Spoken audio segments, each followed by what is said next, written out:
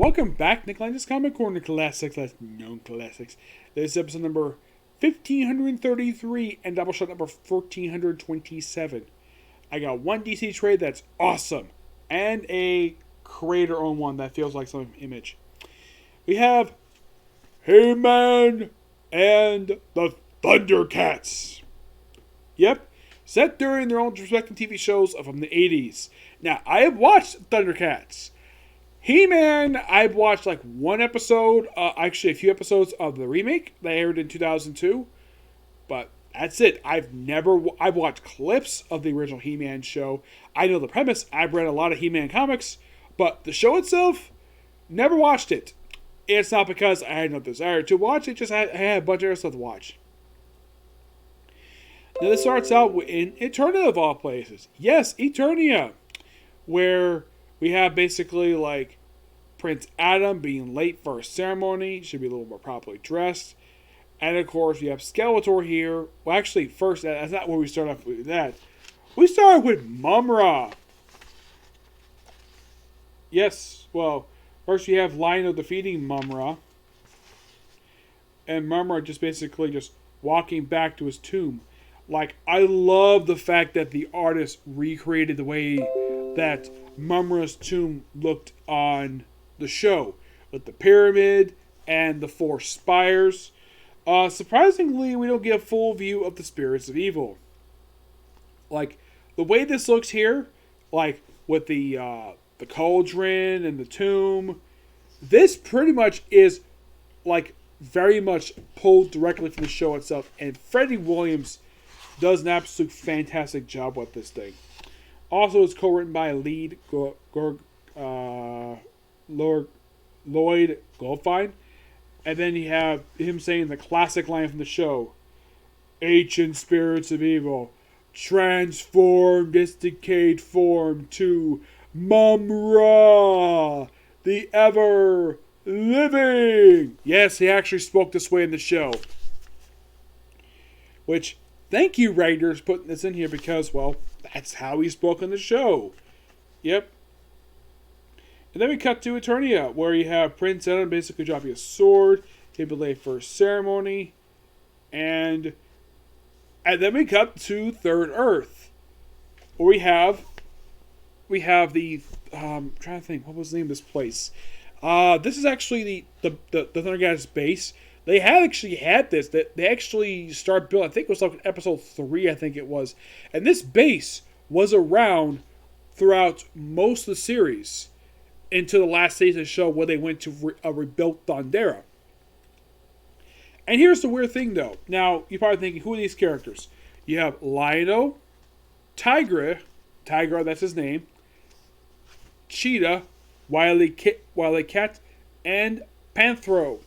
This was the lineup for Thundercats, the very first season show, which was a long season. I think it was like 30 episodes, I think it was. They also had their building they actually had on Earth called the Tower of Omens. And they actually had this during the second season of the show before they moved to Thundera, where Mumm-Ra grew giant size and destroyed the Tower of Omens. And he was about to destroy the Thundercats' main base. Now, Third Earth, what I read, the reason why it looks the way it does, because apparently Mumm-Ra is responsible for basically wiping out the human race. That's why you don't see humans on this world. And I love how the characters like Cheetah.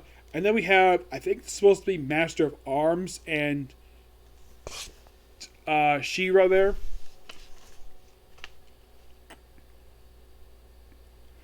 And then we have something bad happening. And we actually have, Prince Adam wants to summon He-Man. He's like, they're saying, we need everything. By the power of Grayskull. And he's like, and we hear, Adam, wait, stay your hand on Prince. Sorceress? You think it's a sorceress? Like, give me your sword. And then the sorceress stabs him right in the freaking chest. And then we have, of course, then we have another thing pulled from this. We have Thundercats Jet, which I think is so awesome to see this damn thing. And then we have, apparently, get this, where the sorceress is not really the sorceress. It's actually Mumra in disguise. So awesome. Yep. And then, of course, we actually have Prince Adam transforming into I have the power. And we have He-Man. And he basically punches Mumra in the face. And we actually have, I don't remember the name of He-Man's pet, is his cat, which is so awesome. The fact it bites Mumra. Yep. And then the first issue ends basically where Mumra disappears. And then apparently the spirits will make a deal with Skeletor. Yep. And he's like, oh yeah, we'll put on the crown of Mumra. And of course Prince Adam was wounded. And of course, well, then we actually have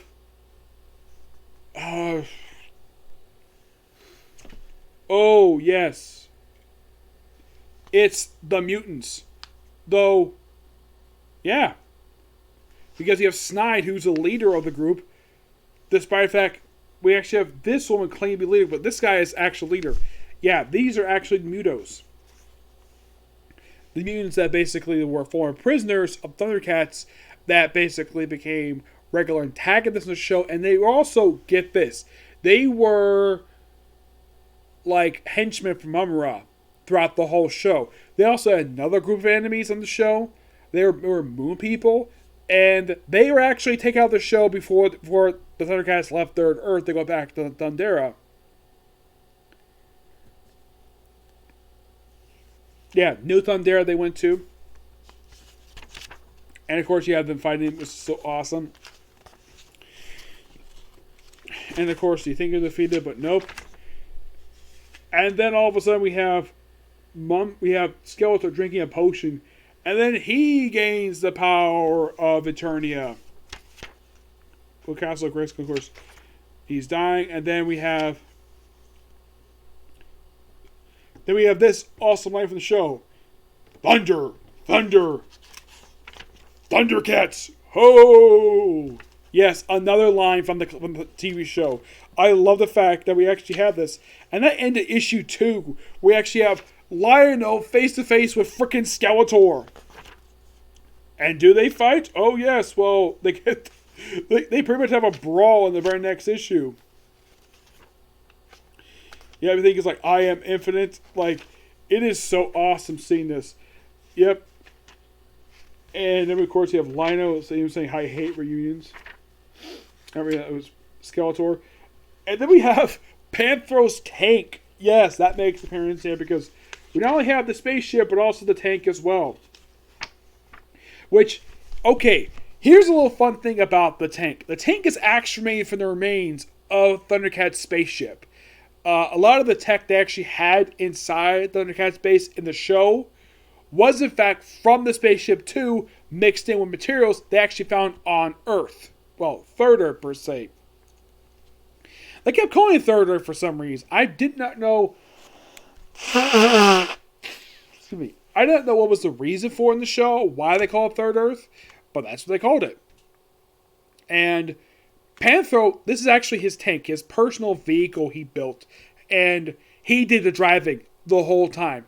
The only person I think he let drive it was maybe Tigra, but that was it. Tigra's weapon in the show was a whip. Of course, Lionel had the Sword of Omens, Wily Cat had slingshots, but what about Cheetah? What did she have? A bow staff. Yep, she's called Cheetah, and of course she's really fast in the show. Also, I should point this out though. In the first episode, all Thundercats are naked. Yes, seriously, they're all naked, and then they put on armor in the very next episode. Now, Jaga is in the series, and you're probably wondering, who is Jaga and why is he a ghost? Jaga was Leonel's mentor on the show. He pretty much guided the whole show. He was only alive physically in just the opening episode. He also died in the opening episode, sacrificed himself to let everybody come back to Earth. And also, when they left Thundera, the original plane was destroyed by some disaster. Never really explained the show. So they went on this spaceship, which is basically Lionel, who was the prince, who was the heir to the throne because they got to keep him alive, along with Cheetah. Like, everybody was all put in the stasis pods, and there's also Snarf here as well. Snarf does not really play a role in this series at all. Not really, no. He's mostly there for comic relief, and he was also kind of Lionel's pet on the show. And throughout the whole series, for the first first couple years, actually about a year and a half, Lionel, like, his title was not king per se, he was the Lord of the Thundercats. And originally he had it as a hereditary title, and eventually, after going through a series of trials of battling all Thundercats, he eventually earned the title of Thundercats like a little over halfway through season 2. And from that point forward, he basically was Lord Thundercats. My guess placement of this particular series is presumably during the first season show, because at the start of the third season, they actually had, second season they actually had more characters to show, which were not part of the nobility. That's what they were called. So the Thundercats base, of course, according to the guy there who was also blind, he thought, though, because they were not part of the nobility, they would not be allowed to live in the Thundercats base. But Lionel says, yeah, you can live here, no problem. We're your fellow countrymen. We're from the same planet. You basically with us. I mean, there's only like 5 or 6 of us, and it's a big, humongous base. There's nothing wrong with you guys living here. It's basically an old man, a young guy, and a girl.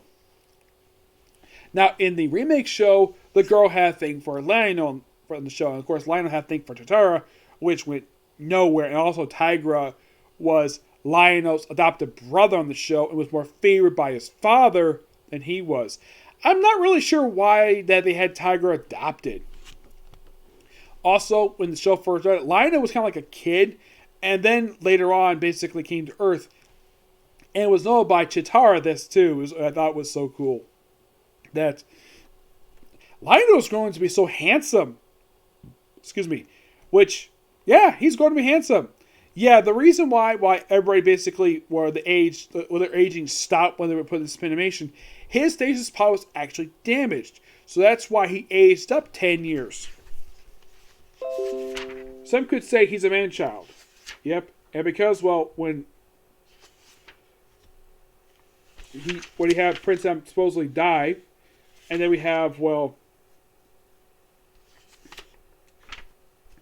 they had him apparently dying, of course, Mumra basically was sharing a body with, Skeletor. We have apparently where Prince Adam dies, though, Lionel gives King Claudius, who is Prince Adam's father, hit the power sword. I don't remember. I think that's what it's called in the show. I don't remember.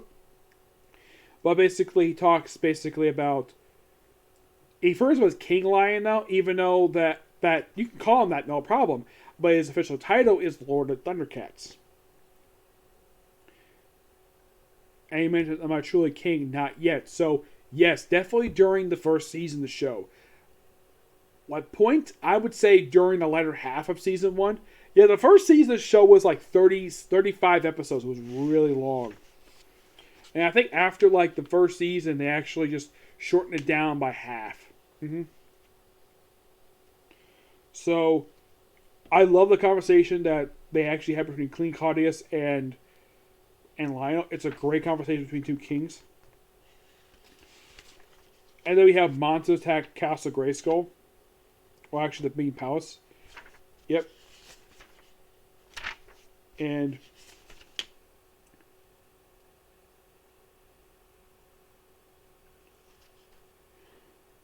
then, of course, I think it's She-Ra basically is accusing, being pussycats, and Chitara basically steps in, basically defend Lionel, because why not? She's basically they're close friends in the show. But the thing with Lionel and Chitara, there was never any romantic attachment between the two of them in the show. As a matter of fact, Chitara was never really interested in any of the guys in the show. That's the thing about the show I didn't really like very much, is the fact that, Lionel, I think the reason why Lionel never had attraction to Chitara, falling in love with her, for one thing, she's older than he is. he's older than she is. Well, she's older than he is. I think because of the age difference and because, well, Chitara probably only saw Lionel. The fact that she probably found him to be attractive, she was not in love with him.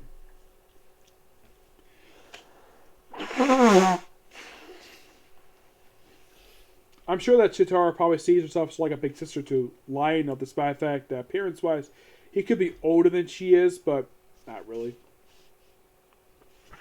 And of course, well, She-Ra basically teams up with, of course, Lionel in the series, well, the sorceress. And of course, well, with Mumra attacking, and of course, we have the Mutos looting the tomb. And then we have this Thundercat creature. I think this is supposed to be a combination of, like, whatever this thing is. Not sure what the heck this is. Like, they attack the Mutos. And then Prince Adam is revived, despite the fact he got stabbed by Mumra. Yep, he's around. And he gets a fight with Lionel, because it's probably expected. And then basically says, Sword of Omens, give me power beyond power. Yep, and of course they actually, I think they're fighting in the tomb. Now, in case you're curious though, does Lionel ever do give me sight beyond sight? Let's see if I can find it here. I don't think he does do it in the series. I'm surprised that he never did it. Oh yeah, here it is. He's like, Sword of Omens, give me sight beyond sight. Yep, they did. Yeah, that was another thing that Lionel did in like almost every episode. And whenever he made his sword go bigger and go Thunder, Thundercats, ho, he also basically used the symbol on the Thundercats sword was also used as sort of a signaling device whoever Lionel was, and that's how he summoned Thundercats to basically reunite with him. And of course, then we see, well, Mumra and Skeletor basically form an alliance. And their target is Castle Grayskull.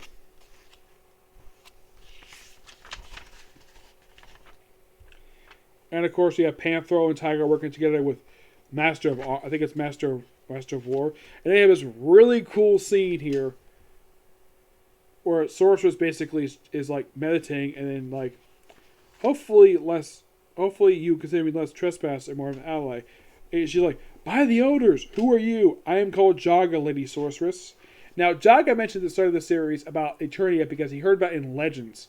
So, it kind of implies that he knew about Eternia, but never delved into it. I'm called Jaga, Lady Sorceress. We haven't had much time and taken effort. I love the fact that we actually have the two magic users basically team with each other. And not the only ones. Let's see if we can find the scene. There's a really cool scene here of She-Ra and Chitara basically team with each other riding the same vehicle. Which I found to be so cool of a good character moment for the two of them. And of course, well, then we have Mumra and Skeletor combining to become Mobator! Yep. And Lionel and He-Man are like, what the heck happened here? And he's like, Lionel's like, Mumra? He-Man, Skeletor? You're both right. We're both. And they fight. It is excellent. And then we cut to, and this is really weird.